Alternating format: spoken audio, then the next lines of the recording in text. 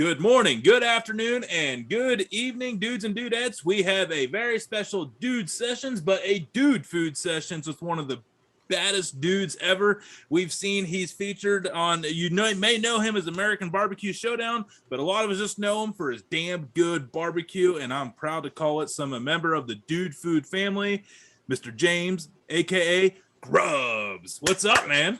Hey, man, not much. How you doing? I appreciate you having me on, man. I appreciate you for letting me talk to you, man. I mean, this is awesome. I appreciate it. I love your food. You were a character that we also on the show. We're not going to talk about the show a whole lot today because I think we've all had enough time with the quarantine last year to watch it 30 times. But no, man, you were a character that America fell in love with, and I've been following you on Instagram for a while. And you're still kicking, you're still putting out the food, and I'm telling you, the stuff you put out there, it's no wonder they selected you. You very talented. So Grubbs, man, how'd you get into barbecue? Or is it just in your blood? Is it survival? Is it just how you guys ate as a kid? Like, explain the background how Grubbs became a barbecue. I'm gonna tell you, I grew up in the projects as a kid in the city. Okay, so I never saw a damn grill in my life for barbecue till I was about 14 years old. Now I got in trouble as a kid, got shipped to go live with my dad in Florida with his new wife and my stepbrothers. All of a sudden, there's 6 kids in the house. Okay, in a 3-bedroom, 2-bath house. 6 kids, 5 boys and 2 girls. Well, me and my stepbrother that was close to my age, we built us a fort up in the woods about 100 yards from the house out in the woods just to go up there and not be in the house, you know? And we would get fine, whatever we could scrounge. I started with squirrels, a lot of wild meat, maybe some fish or something, because we lived on the lake, we lived in the forest. Okay. But, you know, sometimes you might pilfer some chicken or something out the freezer without your parents knowing, you know. But that's how we grill over open flame, man, on an old grate built on blocks. And you started basically with butter and vinegar or whatever. We get some Jane's crazy mixed up salt or whatever we could get, you know, from the house that nobody would miss. And we'd go up in the woods every week, and that's how we grilled. And that's how I was about 15 years old. So it's been 45 years since I started grilling. And I think I was probably 16 or 17 before my family actually bought a barbecue pit. You know, I mean, and that was from there, it just went on. And as I got older, in my 20s, we used to hang out with some dudes in Louisiana where I live. And we'd get together like once a month and pool our money together because we was all broke, you know, working what we could do, and buy brisket and cook it and drink beer and hang out and have whiskey. You know, and we do this about once a month. It'd be 4 or 5 of us with different guys' house, you know, go to it. On an old smoky smoker or a Weber kettle back then, because that's all, you know, we had. And from there, I just love it, man. I love the taste of it. I love the smell of it. I love the smell of the smoke that comes off meat on the grill. It's just like the perfume of the smoke gods, man. If they made that into a cologne, it'd be something, you know. Hey, cologne by Grubbs, dude. Hey, let's do some. Hey, we can call it dude juice, man. Let's market Smells that. Like smoked brisket. With 2 handsome guys like ourselves, we can really come up with something. I think here we're on to something. Or at the old office episode where they made bonfire flavored candles. Like, I don't know how that didn't take off. Everyone's making fun. I'm like, well, hell, I want one. Here's my wallet. Yeah. So I mean, started, I guess. Man. But that's what's cool about barbecue. You said you didn't really have your first official barbecue pit, but as you've probably gotten older, you realize like, well, there's really no such thing as like an actual official barbecue pit. If you have a little cinder block pit with some grates, a lot of people would call that barbecue. And charcoal and wood, you know. And when I came up here in North Georgia, I moved to North Georgia about 25 years ago. I started cooking in the local rib cook-off up here to raise money to fight cancer. So, and this progressed, man. I started winning this thing like almost every single year, you know. And it's just a local good old boy deal, you know. It's like once a year you get together and to be 5, 6, 8 teams. But it got to a point now we haven't been able to do it for 2 years because of COVID and the pandemic. But there's a time we'd be 4 teams, man. And we raised $10,000 selling ribs, smoking ribs for a Relay for Life. That's a lot of money. And that's how it started. And I was doing ribs, I was cooking, and then people say, hey, Grubbs, man, could you come cook this? Would you cook this for me? Or would you cook this for me? Would you cook this for me? And so that's where Grubbacue started becoming Grubbacue, was up here in the mountains. I love it.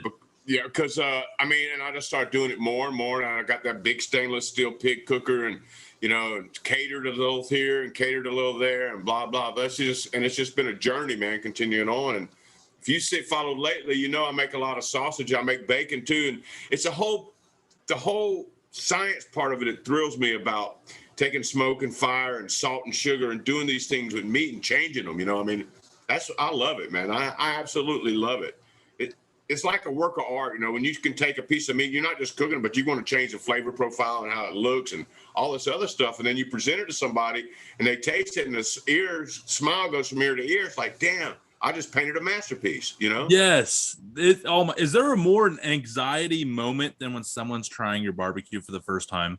I can't even tell you, man. And to this day, I'm a nervous wreck, man. When I cook for people, we fed the ambulance drivers up here a couple of weeks ago. I teamed up with one of the local restaurants, Halfway Cafe. They did the sides, and I did some pork butts just to feed all the ambulance drivers during this COVID stuff, you know? Very it nice. Don't matter. If I'm doing a party, I'm a nervous wreck, dude. I can't eat nothing that morning. I got to go to the bathroom. I'm a nervous wreck until that first, you know, when I get my cooker set up and the fire going and I meet the people and I go over there and then I start coming to it, you know, but I'm focused. I got to get down and that first taste, you know, I mean, that first bite, that's what I want to, that's what all I want, man. And then that's the pat on the back. Well, shit, I just spent 10, 12 hours doing what I do and you like it. That's a good deal, man.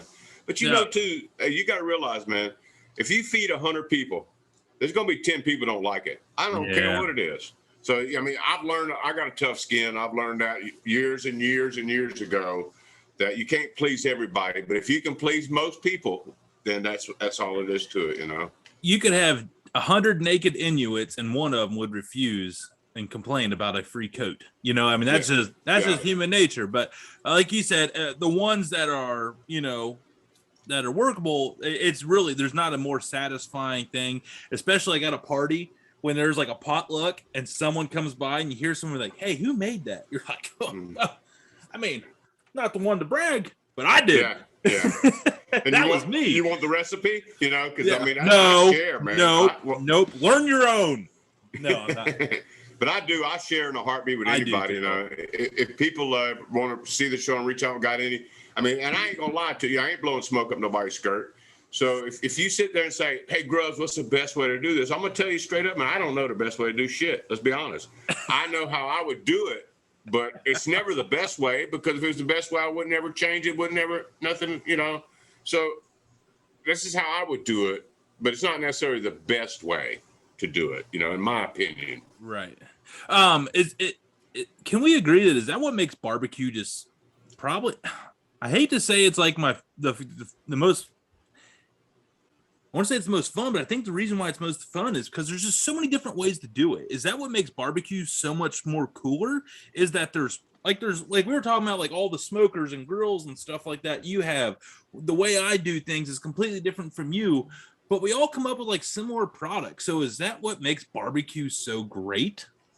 Well, and it's a skill, you know, just two things I tell anybody. Fire management, I don't care what your fire source is, figure it out, okay? And you're cooking the meat till it's done. So I don't care. I mean, I prefer to go hot and fast.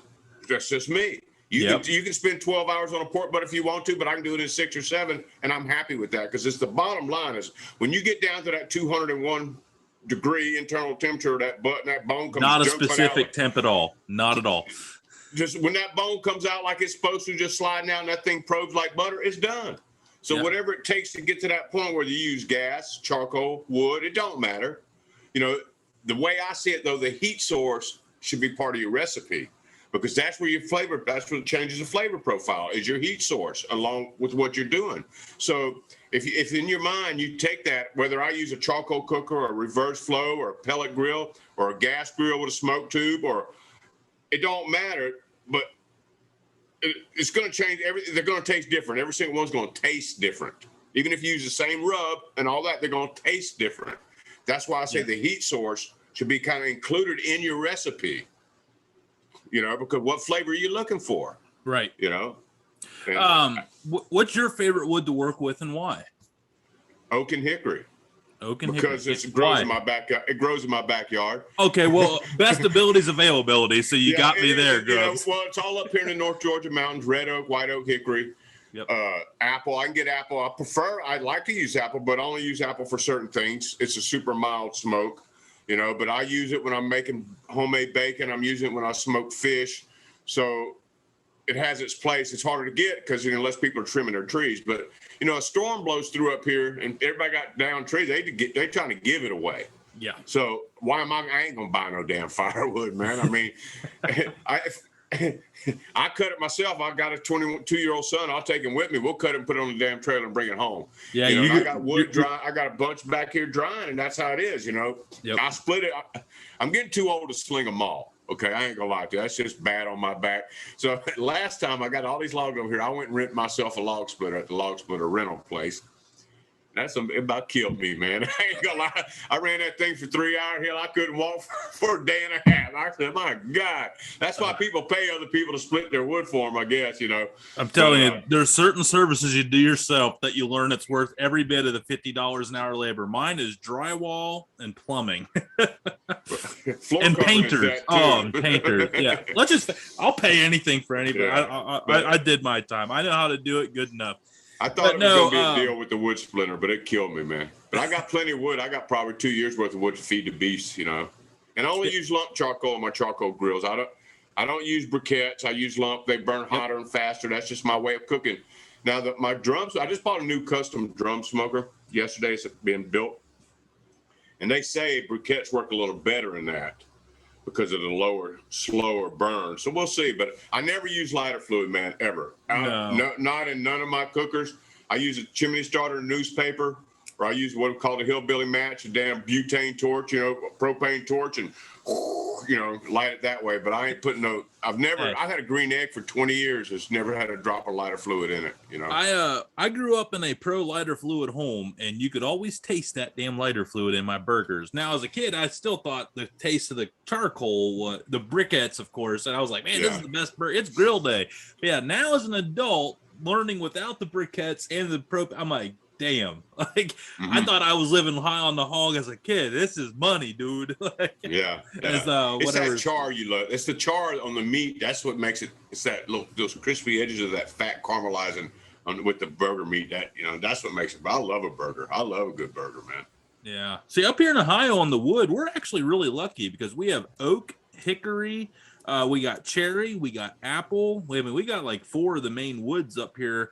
So you want to laugh at me? Here's how dumb I am and how uncultured I am outside of the surrounding states of Ohio. When I started doing this on here, I thought mesquite was a style of barbecue, and I now know that it's an actual wood. And it's strong. It's a strong wood, man. I mean, I grew up in Southwest Louisiana, right next to Texas, and I'm not a mesquite fan at all. That's just my opinion. People do what they want to do. And hey, you're going to get Texas after you on that one, Grubbs. Those fighting words.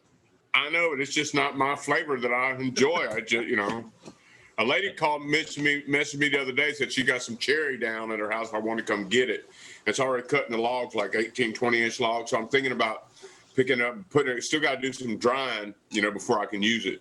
Yeah. But I'm going to just add it to the repertoire and see what I can come up with it, especially with making these sausages and bacon that I'm doing. Yeah. You know, it's add a whole nother flavor profile, because there again, the heat source is going to be part of the flavor profile. That's exactly what it is. Actually, you know, there was a cookbook I just came across. I have like 8 million cookbooks, but it actually had like every wood and like what flavor like meat goes best with both. It's kind of a cool little cheat sheet. But again, their opinion to what we want. You know, just because you're supposed to put apple with fish doesn't mean that you can't like mesquite with fish that much better. Right. So, but every bag of pellets you buy for a pellet grill has that same chart on it. Okay. Yeah. Yeah. I don't know. I just bought my first box of pellets from a smoker tube like a couple weeks ago. I'm a rookie overall. Cooking for years. I'm a home chef. Like, this barbecue is just a whole new world for me. They call me the side dish champ. I'm not sure how I feel about that. No, that's a good thing, man. Side dish is one of the hardest things to knock out on a grill, man. But here's the thing. If you cook it in the oven, you can cook it on the grill. That's when I learned about cast iron. Like, cast iron's like, oh, casserole? All right, well, screw the dish. I'm just going to throw it in the cast iron, you know? And I'm like, oh, now I can throw it on the smoker. Like, all right, cool. Or a cobbler or whatever you want, man. I mean, peppers, onion, and sausages on there. Put it on the grill, you know? Cast iron peach cobbler. I'm coming. There we go. Is that a favorite barbecue dessert? Like a theme. If you're at a barbecue, there's always the cobblers. There's the crunch, the apple crunch, the pies. What's Grubbs grubbing down on if he leaves himself in your room after the pulled pork and brisket? It's gonna sound kind of grilled s'mores in a cone, baby, with the cone holders. Oh, that sounds actually cone with the chocolate and the marshmallows in the ice cream cone. Maybe top a little strawberries or some jam on top after it's been heated on a grill. Oh. Boom, man. Grubbs, I'm gonna do that, man. My kids will love that. I'm gonna get it nice and sticky, and I'm gonna leave and let my wife clean up the mess. What a guy! What a guy! But the cone holders, I used them on the show. I've got 400 of them for self, even though it won't send any of them. I'm gonna just mention that out. But cones aren't just for ice cream hey, shout outs, welcome, yeah. shout out. But cones aren't just for ice cream anymore. So you could do whatever you want in a cone. There's a dude I saw who's run a food truck down in Orlando or Daytona, and he sells a deconstructed cobbler in a cone that he heats in the cone on his green egg and sells them.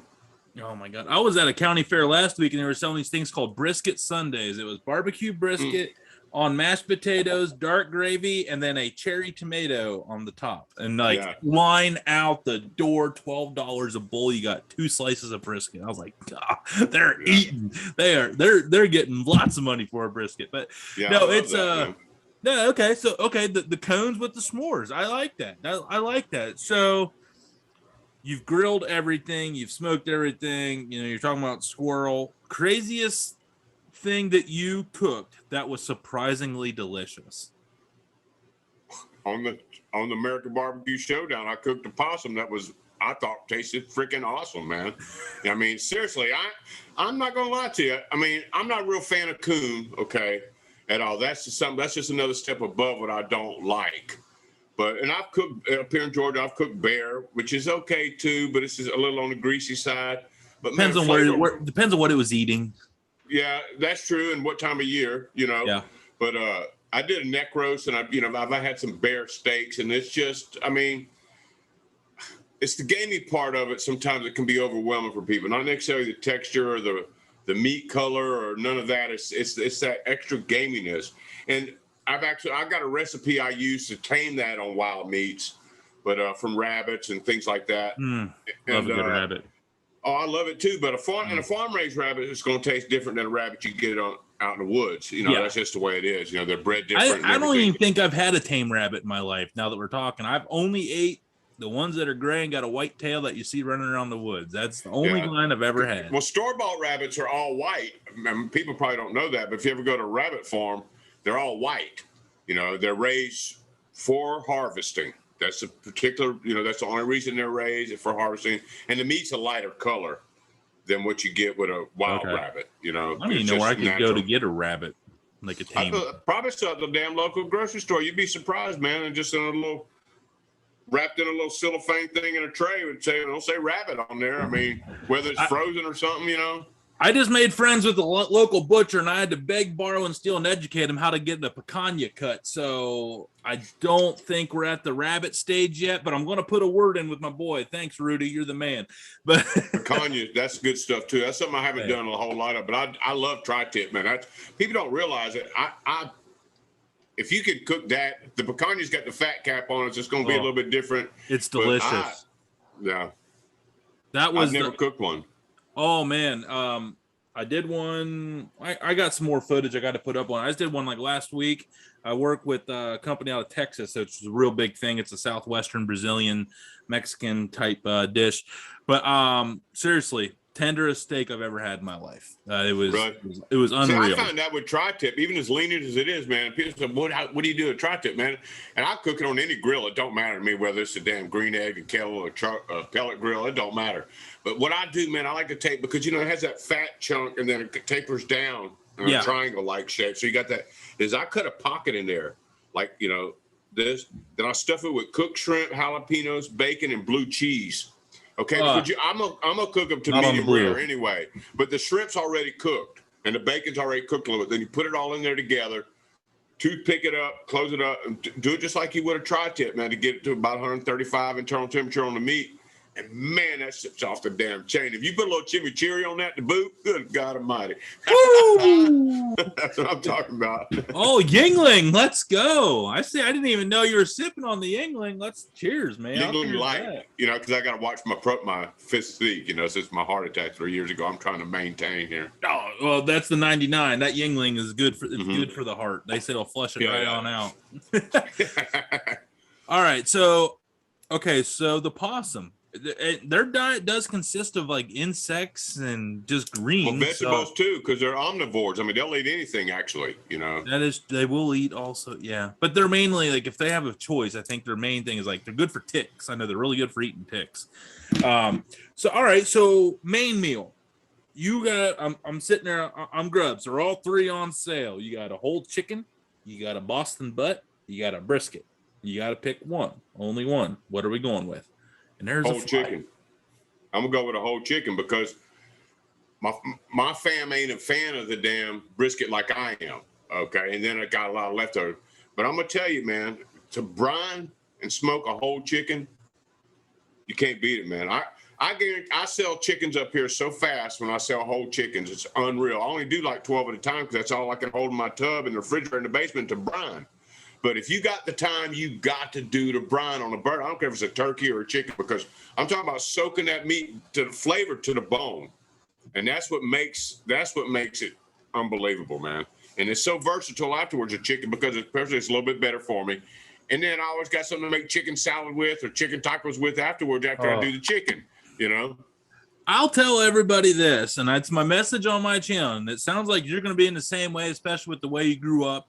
It's not what you do making a brisket. Everybody, or a pulled pork or a chicken, anybody can do it. It's what dishes can you make with your main meat. And to me, when I cook a brisket, when I cook a pulled pork, yeah, we're having fresh pulled pork sandwiches with some made from scratch sauce on probably a homemade roll or whatever. But that pulled pork smoked mac and cheese the next day is pretty damn good too. So that meat is going to feed my family 3-4 days. Are you the same way? Yeah, exactly. 100%. I mean, we just talked to an old lady tonight about, so I'm going to pull out chicken because in order for me to do it, I got to have it thawed and have enough time to brine it, at least 24 hours.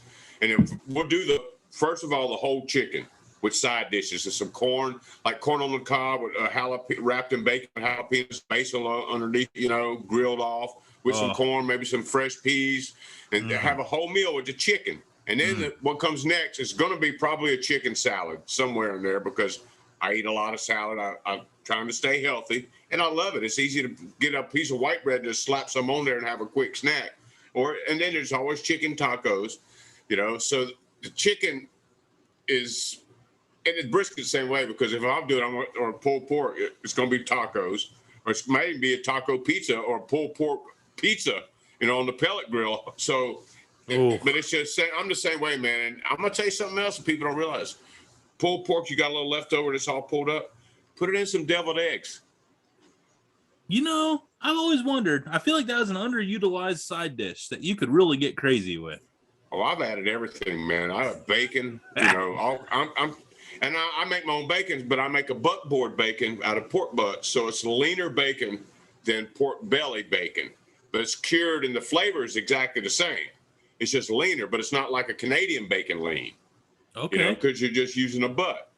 Instead, I debone it, butterfly it out where I got 2 slabs, cure it just like belly, make bacon out of it.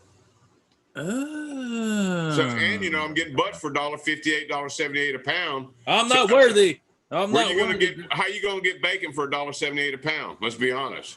Hey, I'm happy to say they had a give it away sale last week. 2 butts for $22 bone in. I bought all of them. I'm good for Boston butts for about the next 8 years, I think. I buy about a case myself though, but because I always like to have them. Somebody might say, "Hey, Grubbs, I need a butt for this or that," and like I say, I use it to make bacon, and I make tons of sausages. From summer sausage or fresh sausage to smoked sausage. So butts are like my best friend in the freezer. I got a pile of them, but I try to buy them on sale because I can't turn around and do what I want to do with the butts and sell them to the local folks up here for no high inflated Atlanta prices up here. People from Atlanta can afford it, but the local folks who helped Grubbacue become Grubbacue, they can't afford it. So I try to keep my price reasonable for what I do for those, because they're my customers. You know, if you're from Atlanta or Florida, and we got a lot in this tourist area up here in the mountains, man, you know, I hate to say, but if you're going to call me to come cook for you, it's going to cost you extra, you know, probably $400. And the local folks are just saying, because you called me because you saw me on the damn show, and you got 2 houses, one on the lake, and, you know, these other guys living in a mobile home, and he's trying to pay for a bus. So let's be honest, you know, I mean, that's just how it is, man. Hey, yeah, I and get it. If you don't want it, that's fine. Go to Rib Country. Go to the damn chain store down the road. Don't hate the player, hate the game. That's what we always say, right. Grubbs. That's what we say. Hey, cheers to that, my friend. There we go. But that's just how it is, you know. So I try to keep my prices reasonable up here for what I do, you know. Yeah. And so speaking of Grubbacue, you just kind of casually dropped it in here. We didn't really talk about it on here. Explain to everybody what Grubbacue is. Is that what Grubbs is up to these days? I mean, everyone's, you know, they still see you as the guy on the show, but let's talk about what you're doing like in real life right now. Let everybody know what's up. What's Grubbacue? Well, I am Grubbacue. James Barbecue Grubbs in the house, man. But and like my saying on the back of the shirt says, anybody can barbecue, but on a week can Grubbacue. And, you know, it's my style. It's my love. It's what I do to put them. And I do different flavor profiles. I mean, I try to keep things simple when I cook. Inexpensive and simple. That's just the way it is. I mean, like if you call me and say, what's the best rub you got for a pork butt? You know what I'm going to tell you to do? I'm going to tell you to go buy a Cajun seasoning. I don't care which one you buy. It don't matter. Get your pack of brown sugar. Take 3/4 cup of Cajun seasoning, a full cup of brown sugar, and put a big old heaping spoon of paprika, smoked paprika. Bam, you got a rub that'll go on ribs and butt like that. Guess what? You didn't have to go buy 15 things and put them in the cabinet. You didn't spend $25. You know, that's what I try to keep it simple. I have been experimenting a lot with different flavored sausages. In fact, I've come up with a recipe where I could take any multi-purpose seasoning, like I did it with Tajin seasoning, Tajin, you know, the Mexican. Yeah. And I just bought some last week. Made smoked sausage out of it. So you got a sausage that tastes like Tajin seasoning, where you got that lime up front and that spice on the back end. But I've got a recipe now where you can take, and I use different Creole seasonings depending on the salt level, sodium level. I try to keep it down.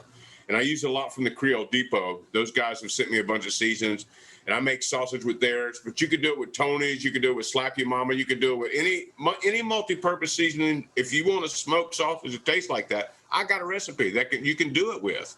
Is Tajin a Georgia thing? Because my good friend Mo's Barbecue and Grill out of Fayetteville just told me I need to get Tajin like last week. So the fact that I'm getting told Tajin twice in like within 7 days from 2 Georgiaites, I'm starting to wonder if there's a trend there. Oh, I don't know. I just, I've heard of people using this seasoning. They use a lot of it. People use it on fruit or what different. It's a Hispanic seasoning. You know, I'm not saying Mexican, but it's definitely has Spanish south of the border flavor profile. It starts out lime and it finishes spicy. Yeah, but it looks like regular red multi-purpose, but the flavor's unreal. It's really good. To have a piece of sausage that tastes like that, smoked sausage, you know. So, do you ship? I mean, do you ship? I mean, how fast can we get? How fast can we get this to Ohio? Yeah. Well, I've been working on it, trying to get, dry ice and boxes and packages. So it's one thing at a time. Oh, what? Wait, a little teaser? Are we up? Is it Grubbacue? Grubbacue's up to something. Well, and I'll tell you another thing, man. Hey, breaking news, Grubbacue is making moves, folks. Making moves. He's trying to anyway. But I'm just an old country boy, so it takes me a little time. I work part-time at the grocery store 3 days a week just to pay for all these damn tattoos and my barbecue and shit. I'll say you are inked up right there, man. You look like a rainbow or a unicorn right there on them forearms. What do we get? Hold them up there. Oh, look at that. Barbecue tat. You would have a barbecue tat. Hey, got a Rona tattoo. Got that Corona. Oh, my Lord. I don't know how that's funny barbecue or awesome. On the sleeve. Yeah. Oh my God! Do you got one on your lower back? No, I ain't got no tramp stamp. But this is just something I didn't get my first tattoo till I was 54 years old, and I'm 60 now, so it's just a thing. But I barbecue and I've been making bacon, man. Like I told you, that buckboard bacon, and in fact, the next one I'm doing, just check this out. So it's going to be basic bacon cure. Okay, which I use. But before I do that, I'm going to inject it with sriracha. Ooh. So what I'm looking at as this thing shrinks and cures, the meat hardens, you're going to get these orange veins through the meat. So when you cure, when you smoke it, it'll stay in the heat. As opposed, I tried it once with a nice layer of chili paste on the meat after the cure, and the heat was there just on the outside a little bit. So I'm looking for that sweet heat bacon. You know, that's what I'm looking for. So I got the sweet down pat, and I do that with a lot of brown sugar, but to get that sweet heat on the inside, and I don't want to use like a Tabasco type hot sauce because of the vinegar involved in it, you know, that's in that thing. So the flavor profile, I'm trying to keep a certain thing. I've never done it before, but hell, how do you know it don't work if you don't try it? Is there such thing as like a jalapeno brine that you could like marinate with like some vinegar and jalapeno and inject that? Well, I don't know if I want a vinegar from it at all. I don't know if you could come up with that, but I know they sell pepper extract. Okay. But in the same token, I'm thinking that might be a little, you know, I'm wondering if you would take all the seeds and everything, if you'd like really just boil it all down and then like use the fluid. I don't know. I want to work on it. I want to work on it for you. This is my project to myself. Thank you. Because I love using jalapenos, man. I cook with them all the time. Like I say, that corn I do where you lay the bacon out and you put an ear of corn, you put a jalapeno slice and some basil, then roll the bacon over the corn, put it in the refrigerator for the night, let that bacon shrink and dry on that ear of corn, then grill it off on the grill the next day while you're doing whatever you're grilling. All right. It's really, really good. I want to give you a little, have you done the smoked cream cheese yet? No, I see everybody doing it. I haven't done it yet. Do it. I just did it with a mixed berry pepper relish, and it was by far awesome. But take the smoked cream cheese, roll your corn on the cob in it, and eat your corn with smoked cream cheese on it. You're welcome. It's really good. Yeah, that's. I see everybody's using that everything bagel stuff on that cream cheese too. You know, and that's a pretty decent thing to use. But there's so many different flavor profiles you could come up with to put on the outside. You know, yeah. I've done the pumpkin spice. I've done the pumpkin spice for all the white girls. I did that one, and then the mixed berry pepper relish was really good because you had But that's on afterwards, right? That's after the smoking process. I actually exposed the mixed pepper relish for the last 30 minutes of it, so that pepper relish could get a little bit of that smoke profile. Do you score that? You score the top of your cream cheese and put it on there. Well, I season it, score it, get it to where it's about ready. Then I put the mixed pepper relish on. Then I did another 30 minutes with the smoke exposed to it. And it kind of gave it a little bit of that like caramelization, not caramelization, but like it gelled up a little bit on top and made it a little bit more or less runny. And it dried it out a little bit. So it was easier to get on your crackers and stuff. But it was pretty good. What about bacon jam on that? You think that'd be good on top of the cream cheese? I've seen a lot of people do it on TikTok, and it looks absolutely phenomenal. That was actually a thing. I think the smoked treat it's evolved like everything else has. Smoked cream cheese, it was cool to learn how to do your flavors, but then it was only a matter of time for everybody started adding layers on top of the cream cheese, and I think that's where we're at on the trend. It's kind of like the smoked egg trend, you know, that. You know, and some people smoke eggs after they're hard cooked. I mean, I've been doing it for 10 years, man. Just raw eggs, raw farm eggs in the smoker, and smoke them, and then peel them and use them for whatever, you know. Because the way it works, man. If you could get the farm eggs take it better than store bought because they don't have that extra coating on the outside that they're coated with, you know. Right. And but the whites of the eggs, the yolk stays basically the same, but the whites turn kind of a nutty flavor.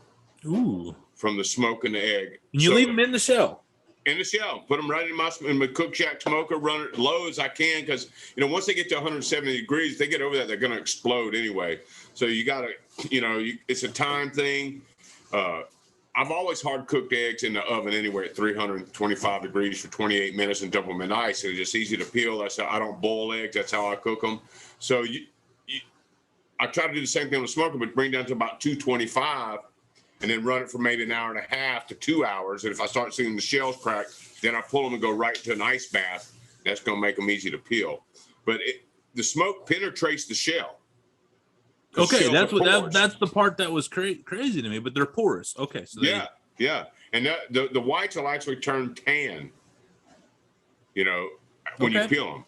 Now, some people hard cook them first, where they boil them, however they cook them, hard cook, and then put them on the smoker to get that little smoke on the outside of them. And I don't know, I've never tried that, so I don't know how it compares for a flavor, you know. I don't know. That's what I love about these low and slows. Like I can sit there and be like, well, I'm waiting on meat. Like I tell you what, I'm going to go wrap 6 potatoes in aluminum foil. I don't need them tonight, but they'll make a good breakfast tomorrow. And I'll start throwing stuff on the smoker, grill, whatever, and going to low and slow. And I'll cook up. I think that's a problem, actually. Barbecue takes too damn long. You can't give a guy that's in the mood to cook 12 hours on a brisket to not cook up. Like, I'm so damn full by the time the brisket's done because I made the mac and cheese. I made the mashed potatoes. I made the salad. I made all the, and the kids got hungry in the process. I went ahead and made a pasta dish in the meantime. Like, well, if you fire up the cooker, fill it up, man. That's the way I say it. I'm the same way. Even if it's my big cooker, man. Like I was cooking, I did a wedding rehearsal dinner last week, 3 butts and a pan of beans. But I had 8 butts because I bought a case and I had 4 racks of ribs. So I just holler out the phone, hey, look, man, Grubbs cooking. If you want some, hit me up. They're usually sold in 2 days, gone. Boom. But if I'm going to fire it up and do it, let's just do it, man. Put whatever I can get in there and do it. And so I don't care if it's my green egg or the pellet grill. If I'm going to do pizza on the pellet grill, let's do poppers too. You know what I mean? Or, side dish with the corn, to what I call them, not Mexican street corn, but the Mountain Road corn wrapped up in bacon with jalapenos and basil on it. And throw it on the grill too. Potato. We love like the foil you're talking about, but slicing the potatoes and put peppers and onions and then a little beef tallow in there, and put them all up in there and boom. Because I love me some beef tallow. I ain't gonna lie to you. When I trim a brisket, there's only one place it's going to go. That fat's gonna go in a pot. We're gonna cook it down. We're gonna filter it. I'm gonna put it in a mason jar in my refrigerator because it is unreal, man. Yeah, the flavor is unreal. That's the best fat there is. I don't think you're going to get there's a lot of dispute in the barbecue community, but I don't think you're going to get a lot of pushback on that one. Well, it's great for sauteing onions, for grilled onions. I mean, I can't even tell you no. Or even if you're going to put a little oil in a pan before you do a burger, so or just like scrambled eggs. Anything. McDonald's used to cook their French fries in beef tallow back in the day before they said it wasn't healthy for you, and they switched over to these fake fats, saturated whatever, Yeah, let's go with the MSG. That seems more healthy than the all natural. Yeah. Anyway, we could. Yeah. We're not talking about smoking tofu here, Grubbs. We're talking about burgers, beer. I don't do tofu. Yeah. No. I wouldn't have had you on the show if you did. I don't even know. I don't just. I try not to be biased against much, but I will say you'll have a hard time getting on this show if you want to talk to me about how awesome tofu is.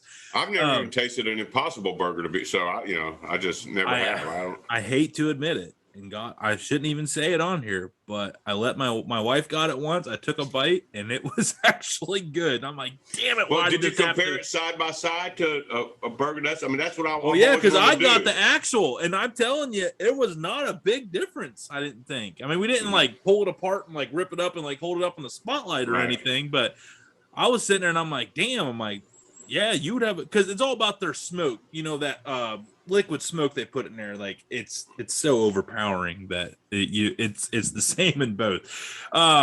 So you're talking about Grubbacue. How can people that are watching this, like, man, like I'm in Georgia, I would love to bring him in. How can they find out about you, Grubbs? I tell you, because I don't get a cell signal at my house. I live in the hills. Okay, that's just the way it is.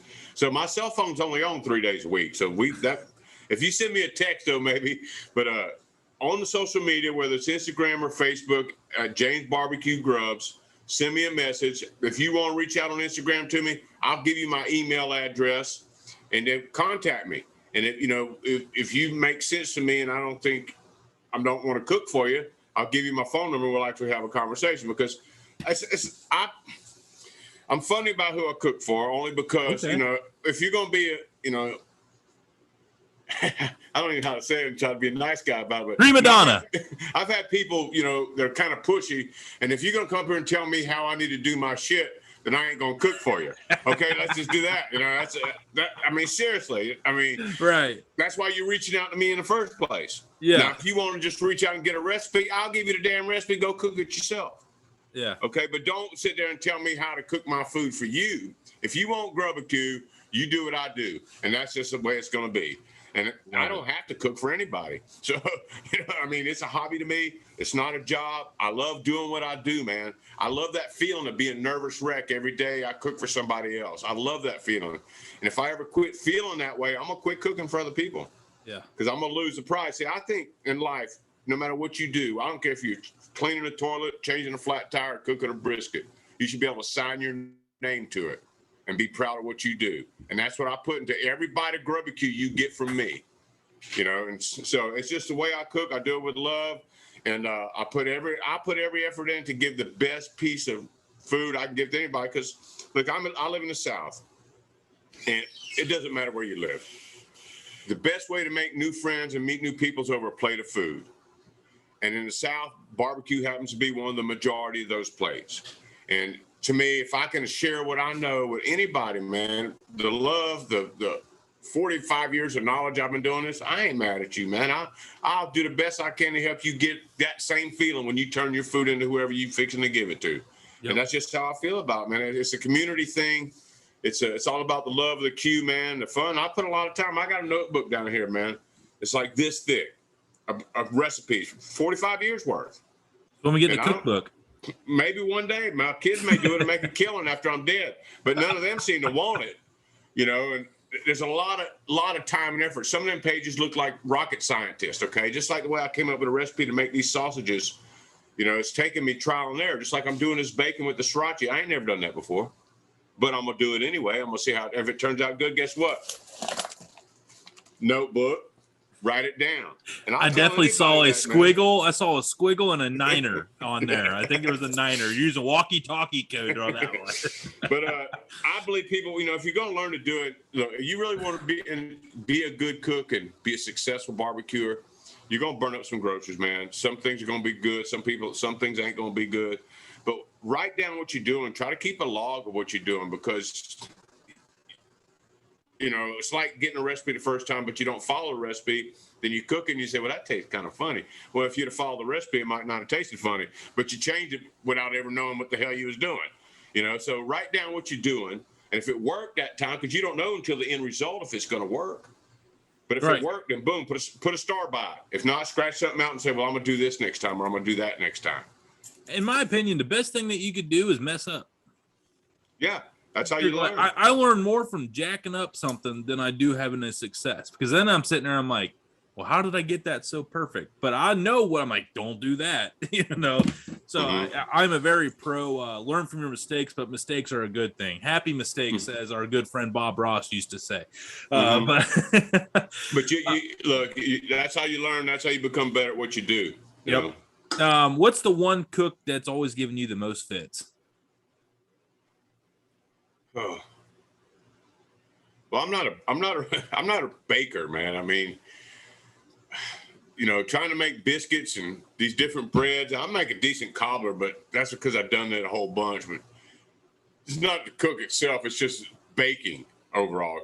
Baking, and that's just not my thing. I don't know. Maybe I need to do more practice or whatever it is. But I think all barbecue people say that because there's rules to baking. You can't just make, I want to use a half cup less of flour. Like, no, it's by the book, and I don't think we like that very much. Well, it's not hard because I cook 95% of all the meals in my house anyway, whether it's on the grill or I'm making a pot of gumbo or whatever it is, man. And sides and all that. I don't have a problem because I'm always like, man, I tell you, recently I've done banh mi. I've been getting into this banh mi, and I'm fixing to make some po. I'm gonna try to make po myself. Okay. And the banh mi is off the chain, man. But it takes time. The second time is better than the first time. So I don't know. I don't find anything difficult because I find the challenge in it rewarding in itself. So a difficult cook to me is just being totally out of my element, trying to pull something together that is edible. Boy, wonder where you've been in that situation before. Maybe that's what helped me get on the show, Yeah, they're like, oh, this guy's nuts. Like, he'll fit in. He'll do anything. Yeah. Well, they had, on the show, people don't know this problem, but see, they sent you like a stipend during this whole casting deal, and they would say, look, cook this, and videotape it, and then send it to us. So, that's giving you a heads up maybe, or seeing where you at in your element or not in your element, and yeah, a little feeler. Yeah. And I don't know how it worked for the second season, but I know, like I said before, they're building the first season was new for them, Did you? The show was actually. Go ahead. No, I'll just go ahead. Finish your thought. I have another question on the show. I know we weren't going to talk about it, but I do have one. I was just going to say that, you know, originally people don't know this as well either. It's this little side story. The working title for the show was Smoked. Ooh. Before it was the American Barbecue Showdown. But Myron Mixon owns a trademark to that. He had a show called Smoked on Destination America like 7 or 8, 10 years ago. So I don't know what happened with Netflix and Destination America and Myron Mixon, but it couldn't be called Smoked. Yeah, see, they probably were like, nah, you're a competitor. Let's show you. Look here. See, the first tattoo actually says Smoked with a pellet grill. And so, then my tattoo guy came in behind and added a, I did that after the filming, but when it came out, I had to change it to American Barbecue Showdown. You're probably like, you had the tattoo, and then you find American Barbecue Show, and you're looking at it, and you're like, son of a bitch. Well, yeah, but still tells a story because that's what it was when I filmed, you know. So that was where I went in to do what I did to get on the show. So in itself, you know, it has a meaning too. Right. That's definitely a very cool story. And I love that all your tattoos have a story instead of like, no, it's like a butterfly, you know? Okay, on the show, did you ever so you're sitting around like last year, you do the show before COVID hits. Right. COVID hits, everyone's stuck at home, quarantined. The show comes out. Did you ever sit back and think like, this is going to be a lot bigger than what I thought because nobody's got anything to do and Netflix has got no new content. This is the only new show that's coming out right now. Did you ever think like, oh my God, this is a perfect storm for exposure? I didn't think of it like that. To me, it was almost overwhelming because even though going into it, I never watched Netflix other than some Marvel characters, you know, that went through a couple of years back that were brought up back again, Iron Fist and all these other guys.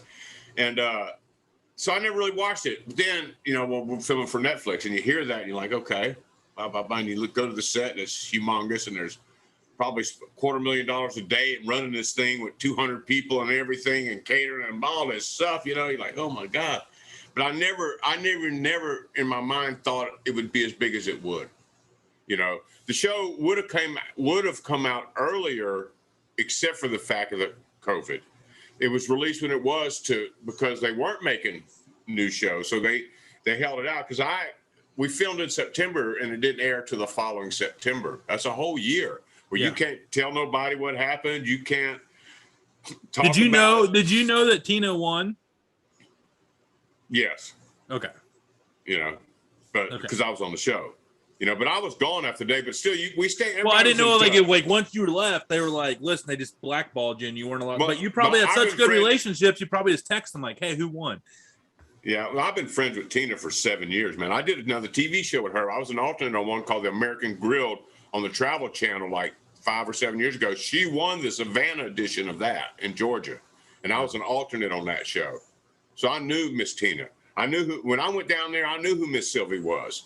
I knew who some of these people were. And I was in awe. I ain't gonna lie to you. It was so you're like, I'm like supposed to like, that's Tina. That's Miss Sylvie. Like, what am I doing here? Like, that's exactly how I felt. I called my old lady. I was like, you ain't gonna believe this, you know?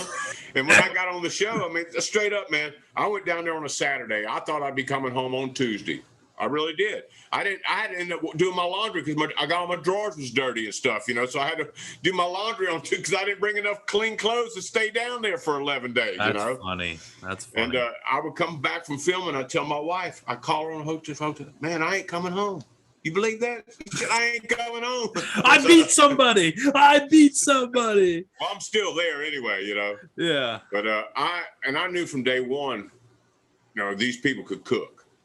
You know, right. And so they were straight up. And, you know, the way they put the different personalities together was amazing.